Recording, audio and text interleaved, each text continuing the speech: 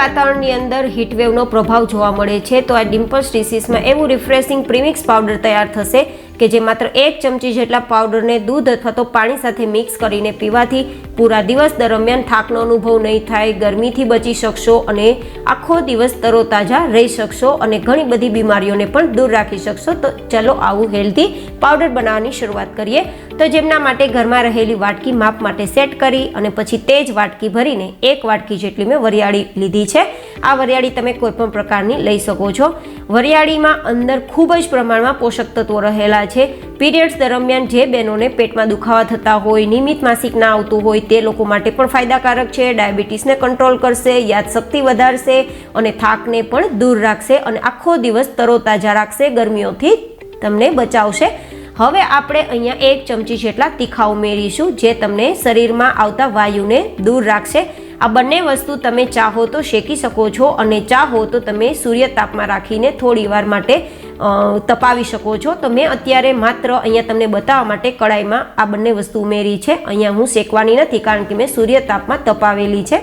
તો હવે આપણે આ બંને વસ્તુને સાવ ઠંડી કરવાની છે. સૂર્ય તાપમાં હોય કે પછી તમે ગેસ ઉપર શેકેલી હોય, ઠંડી કર્યા બાદ જ આપણે મિક્સર જારમાં આ વસ્તુને ઉમેરવાની છે.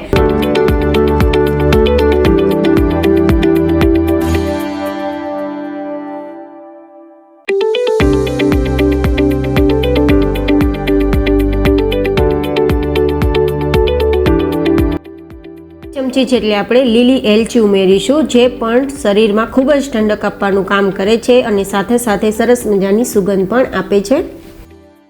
હવે બીજું આપણું હેલ્થ ઇન્ગ્રેડિયન્ટ્સ છે 2 ચમચી જેટલા ખસખસ.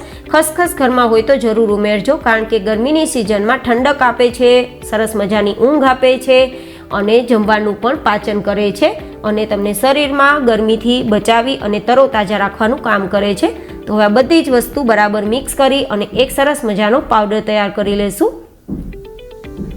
તો આ રીતે એકદમ બારીક પાવડર તૈયાર થઈ જવો જોઈએ અને આ પાવડરને આપણે એકવાર ચાળી પણ લેશું જેથી કોઈ પણ પ્રકારનો વરિયાળીનો મોટો ટુકડો હોય તો એ નીકળી જાય.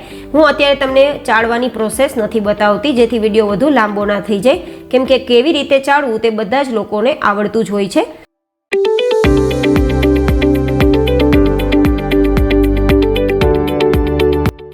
તો એ પાવડર મેં ચાળી લીધો છે અને હવે મીઠાશ માટે 3 વાટકી જેટલી આપણે ખાંડ ઉમેરીશું મિક્સર જારમાં. જે વાટકી ભરીને વરિયાળી લીધી હતી ને તે જ વાટકી ભરીને 3 વાટકી જેટલી ખાંડ ઉમેરવી અને સરસ મજાનો પાવડર તૈયાર કરી લેવો. મિત્રો હું તમને એક અહીંયા રિકમેન્ડેડ કરું છું કે તમે ખાંડની જગ્યાએ સાકર હોય તો સાકરનો જ ઉપયોગ કરજો.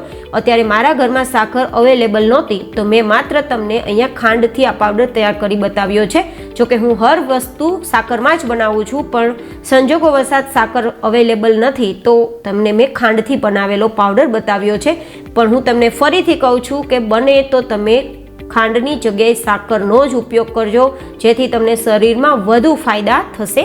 હવે આ બંને વસ્તુ બરાબર મિક્સ કરી દઈશું અને હવે આપણે ચાળવાની બિલકુલ જરૂર નથી કારણ કે ખાંડ બરાબર દળાઈ ગઈ છે અને આ પાવડર તૈયાર થઈ ગયો છે. તો આ પાવડરને તમે પૂરા ગરમીની સિઝનમાં ઉપયોગ કરી શકો તે માટે કોઈ કાચની બરણીમાં ભરી લેવાનો છે અને આ પાવડરને ફ્રીઝમાં રાખવાની પણ કોઈ જરૂર નથી કારણ કે એકદમ ડ્રાય આપણે આ પાવડરને તૈયાર કર્યો છે અને એટલા જ માટે આપણી વરિયાળીને આપણે શેકીને ઉપયોગમાં લીધી છે જેથી આ પ્રીમિક્સ પાવડરની શેલ્ફ લાઈફ વધી જાય.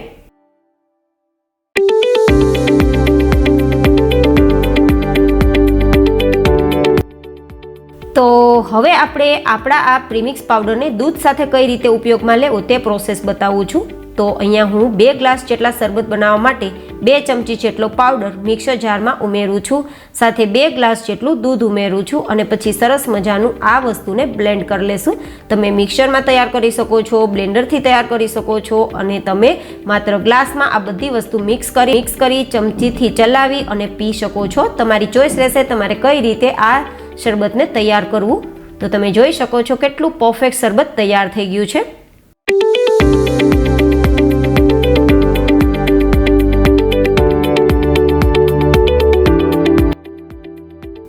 તો હવે આપણે પાણીમાં આ પાવડરને યુઝ કરવો હોય તો ગ્લાસની અંદર બરફના ટુકડા ઉમેરીશું.